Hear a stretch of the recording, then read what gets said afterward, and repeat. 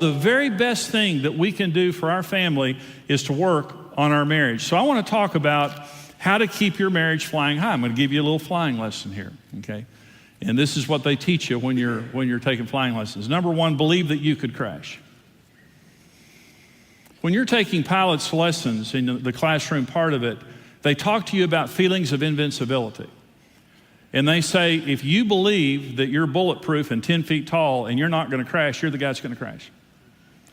Because pilots need to be sober-minded people. And they need to understand it could happen to me. Now, when Karen and I started our marriage ministry over 20 years ago, there was a couple, wonderful couple, and they had a wonderful marriage ministry. And they went all over the world ministering to marriages, and they registered the success of their ministry by how many divorces were canceled. Tens of thousands, if not hundreds of thousands of divorces were canceled. Were canceled, and they were on our program. We interviewed them, and then they divorced. This powerful marriage ministry, and in the letter, he ran off with some gal, and in the letter that he wrote explaining the failure of their marriage, he said, I didn't listen to my own teaching. Karen and I could crash. We're not invincible, and we understand that. And when you understand that you're not invincible, you work on your marriage. The second way that you keep flying high in your marriage is learn the laws of aerodynamics and respect them. There are laws of aerodynamics. I don't fear flying. The more you learn about flying, flying's the safest. Listen, flying is the safest method of transportation, right? Okay. Marriage is the safest relationship on earth. Did you know that with all of its warts, marriage is the safest relationship on earth? And did you know that the way that God designed it, you have a 100% chance of success in marriage? Did you know that? Marriage is the safest relationship on earth when you do it God's way. Well, you know, people, I was on a plane one day and there was 3 gals across the aisle from me over here. And this one gal that was closest to me was terrified of flying. She was throwing up in the airsick bag while we were at the gate. She had her mouth on that air. I felt so sorry for her. Well, you know, air is a liquid. When you fan yourself, you know, a lot of people think you're up in the air in a 747 and that plane is up in the middle of nothing. Air is a very heavy liquid.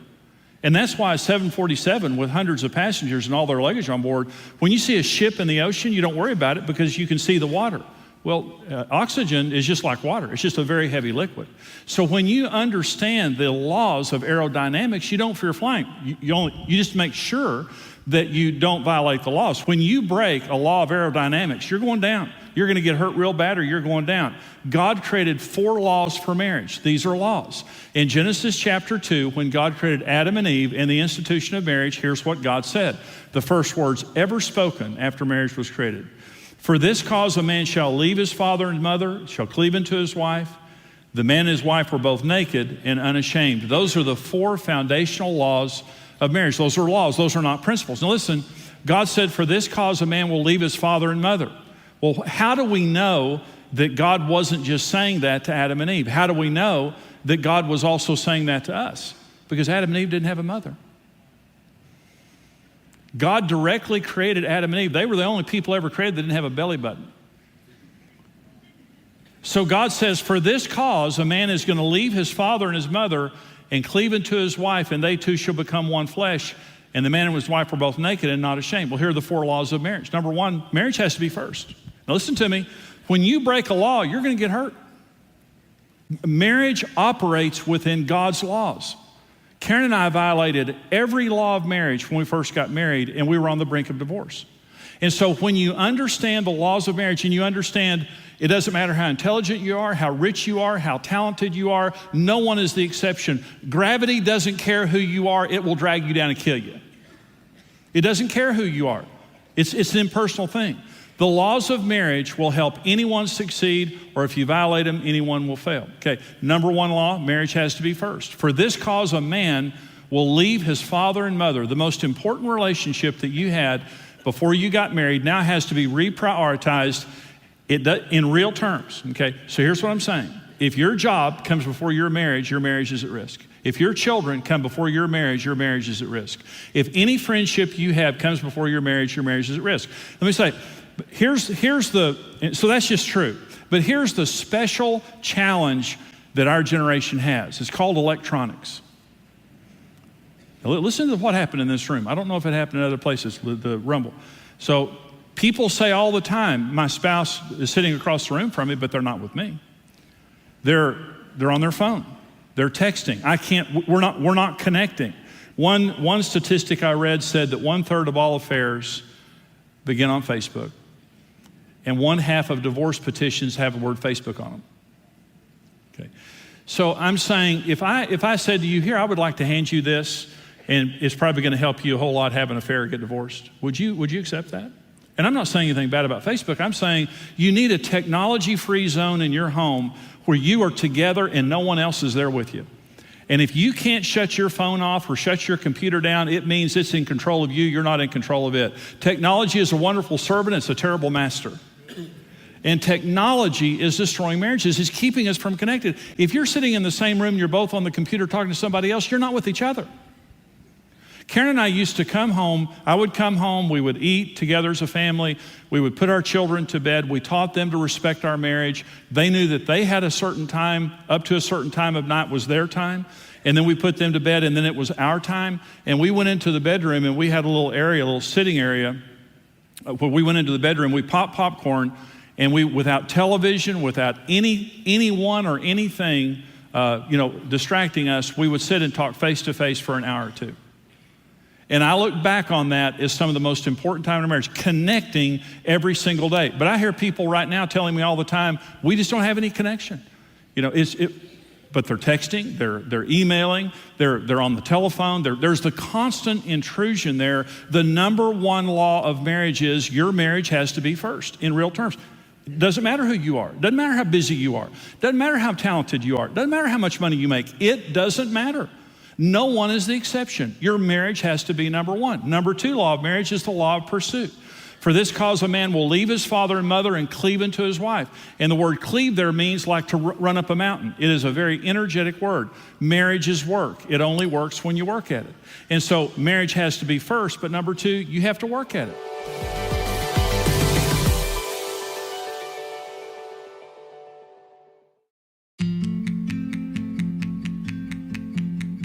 Since 1994, Marriage Today has used every medium at its disposal to strengthen families and marriages through its diverse ministry outreaches.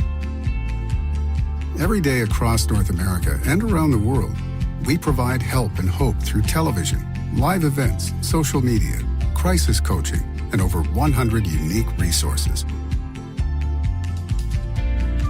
There is a fierce battle being fought for marriage right now, but we can win it. We want to raise the standard. We want to unite families, restore marriages, and conquer divorce. At Marriage Today, we believe every marriage has a 100% chance of success if you do it God's way.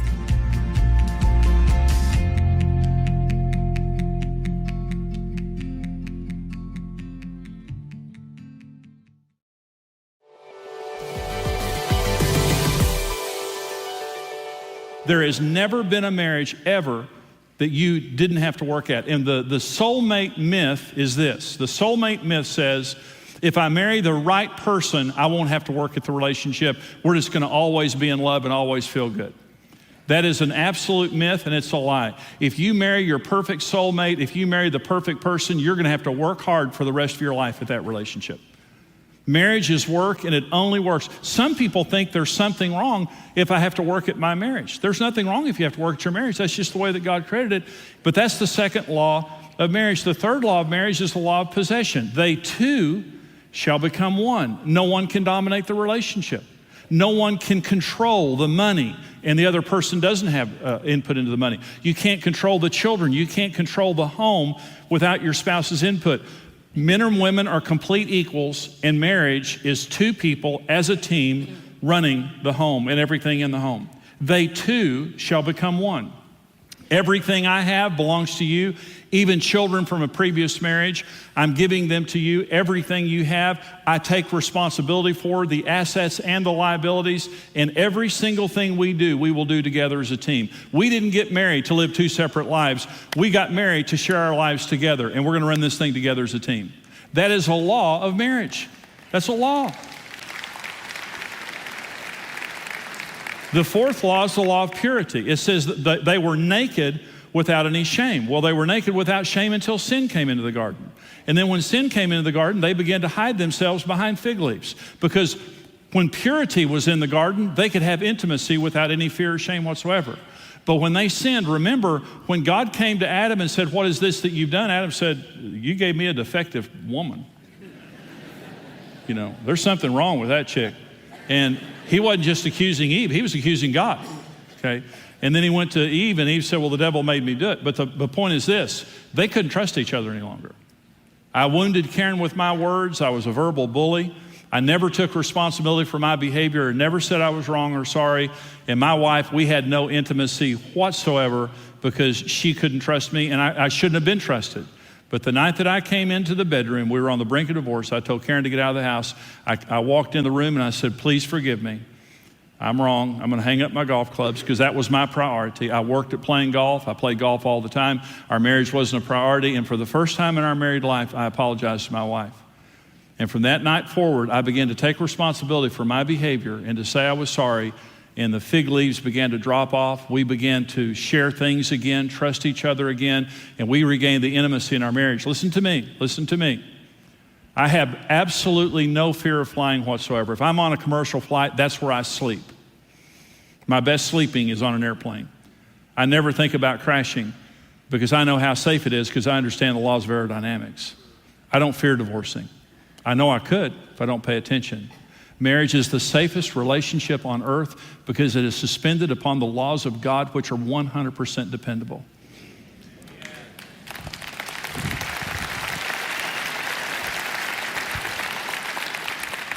You are not the exception, and I am not the exception.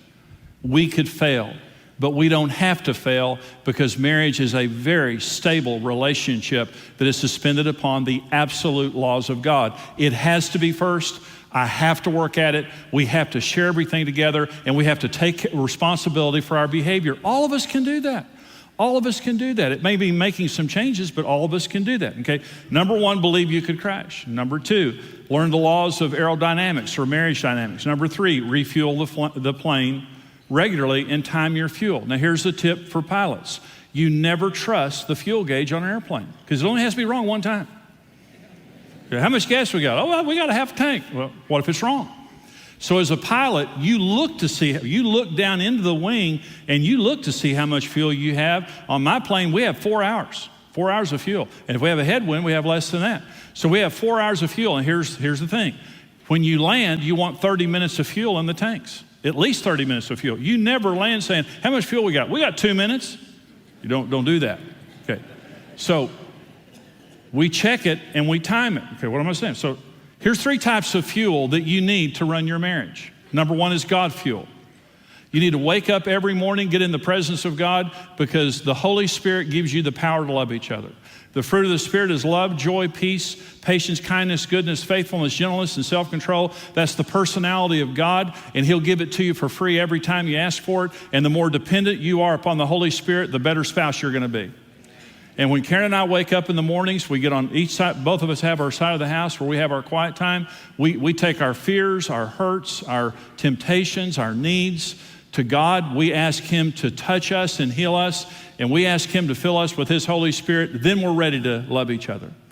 We need God fuel. It's the most important issue in marriage, is our personal relationship with Jesus Christ. But see, the fruit of the Spirit is love.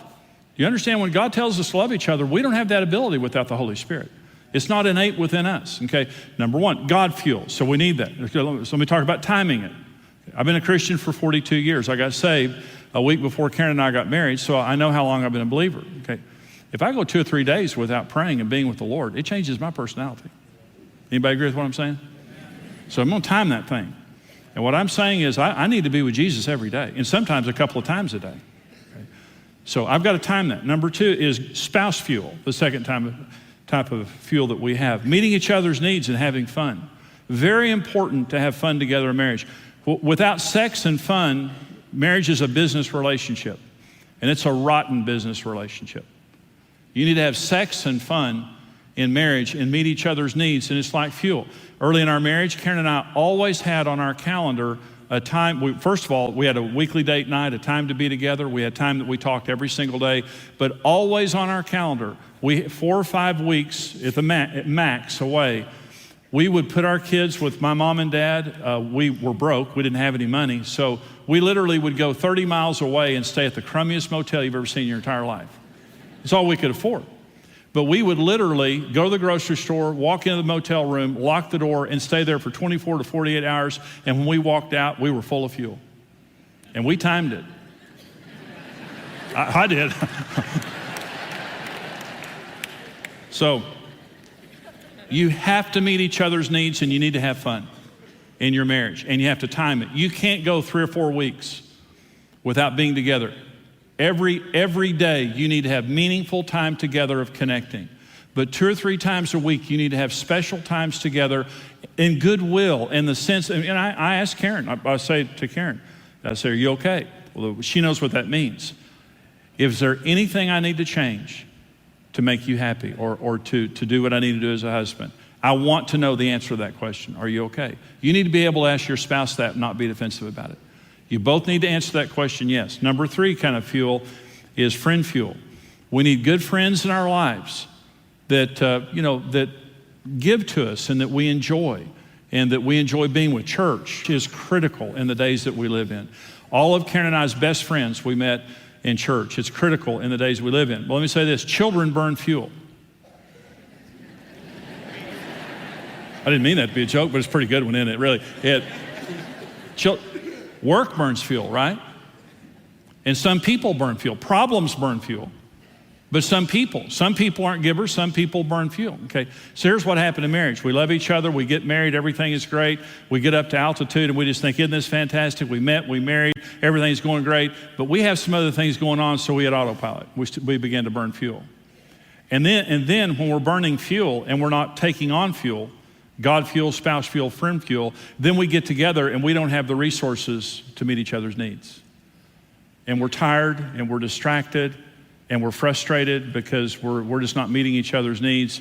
And then you wake up one day and you hear these words, I don't think I love you anymore. I don't know that I ever loved you. Because you can't remember having fuel on board.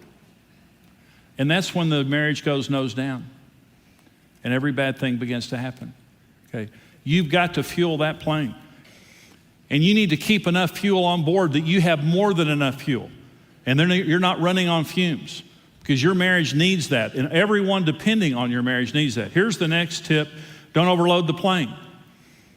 Okay. If you've ever heard this saying, you're watching the news and you hear this, the plane crashed shortly after takeoff.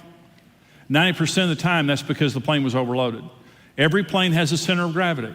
And when you overload a plane, especially the back end of a plane, either the plane won't take off, you can't get altitude and you crash, or if you do take off, you can't fly the plane. The plane is unmanageable. It's very difficult to land. So you have to keep your weight and balance the way it needs to be. Here's the issue of stress. Stress robs the joy of life. The stress of debt robs the joy of possessing. I don't believe all debt is wrong, but I believe if you have too much debt, it doesn't matter what you have, you're not going to enjoy it. If you have a house that's too expensive, if you have cars and all this stuff that's too expensive, it just robs the joy of life and of possessing. Stress causes emotional fatigue, short tempers, and relational problems. Stress is a very high emotional consumer, and love is an emotional commodity. And so when we're under stress, it is actually sapping our emotional capacity to relate to each other, and we have short tempers. We're just spent because of stress. And most stress is self-inflicted. Some isn't, but most is. Be anxious for nothing, but in everything by prayer and supplication, with thanksgiving, let your requests be made known to God, and the peace of God, which surpasses all comprehension, will guard your hearts and minds through Jesus Christ. Listen, don't be anxious for anything, but in everything pray. Did you know you can either pray or worry? And if you don't pray, you're going to worry? You say, well, how do I develop a prayer list? Write down everything you're worried about and pray until you get peace. Your worry list is your prayer list. What are you worried about? That's your prayer list. And it says, don't be anxious for anything, but in everything with prayer and supplication with thanksgiving. What do you mean with thanksgiving? I'm thanking him that he hears my prayers and he's going to answer every single one of them. I'm thanking you in advance that you're a loving daddy and you care about me and I'm not stranded here on this earth by myself. Why would I not pray when I've got the most loving being in the world wanting to be on my side helping me out? Okay, so don't be anxious. Don't be anxious for one single thing, but in everything with prayer and supplication, with thanksgiving, let your requests be made known to God, and the peace of God that passes all comprehension, you don't know why you have so much peace, it's just supernatural, will guard your heart and mind. Thank you for watching today. Stick around. We have more practical and encouraging marriage content coming up in a minute. At Marriage Today, our passion is to equip families with the teaching and the tools they need to succeed. You could support that mission through either a one-time gift or by becoming a reoccurring monthly partner. Help us spread hope to families all over the world. Make a one-time gift of any amount today, and we'll send you one of our best-selling marriage teachings. For a gift of $45 or more, we'll send you a full series on CD from our library of in-depth teachings, plus one of Jimmy Evans' best-selling books. For a one-time gift of $75 or more, we'll send you a full series on DVD and a book as our way of saying thank you. Another option is to give a reoccurring monthly gift to Marriage Today. Your partnership with us plays a vital role. Through practical resources, television, live events, and an online community, we are healing marriages and creating families that last. Becoming a partner with Marriage Today helps your marriage too. Partners receive free access to exclusive resources, life-changing marriage content, teaching videos, and product discounts. Your gift today will help reverse the crisis of divorce and keep families together. To give your one-time gift or become a monthly partner, visit marriagetoday.com/give or give us a call at the number below. Thank you again for watching.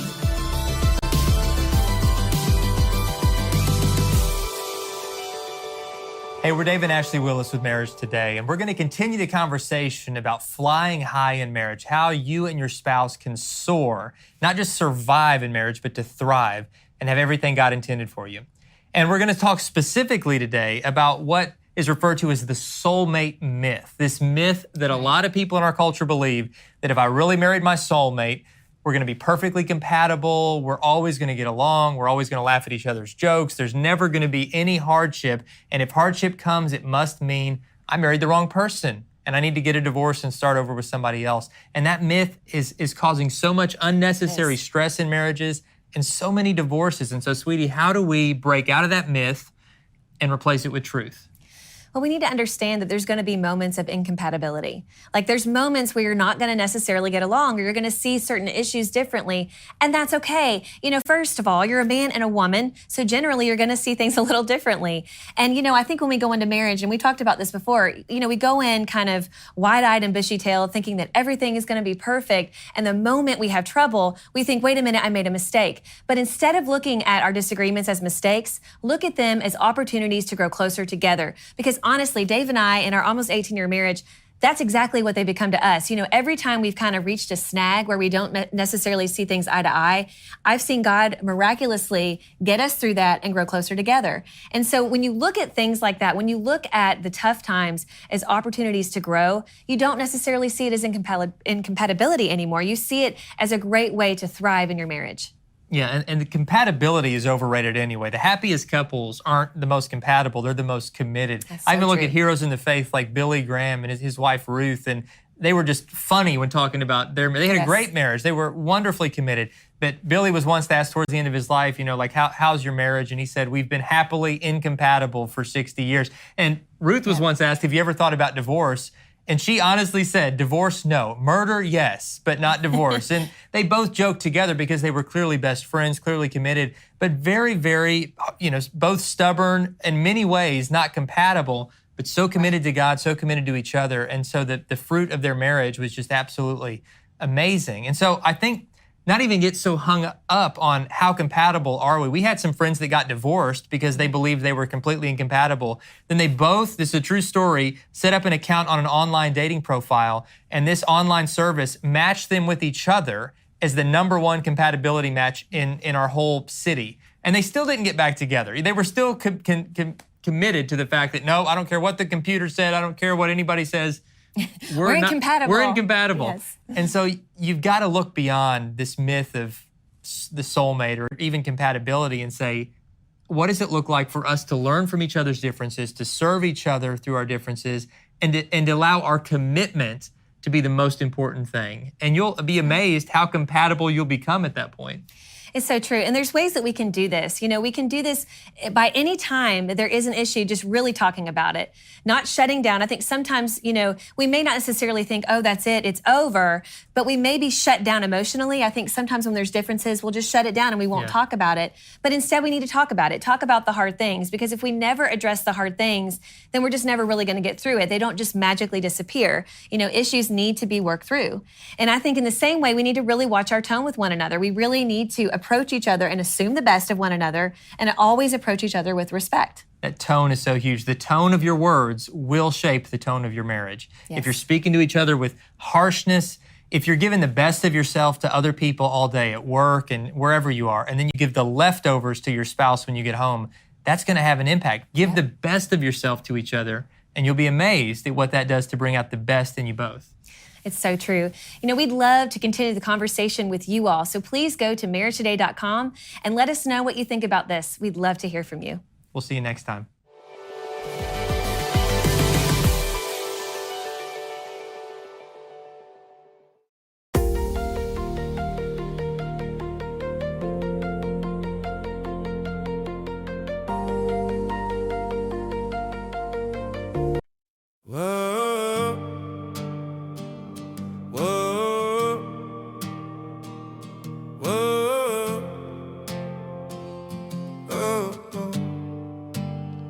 I was chasing distant skylines, running far from where you stood, thinking if I had it all then maybe life would feel like it should.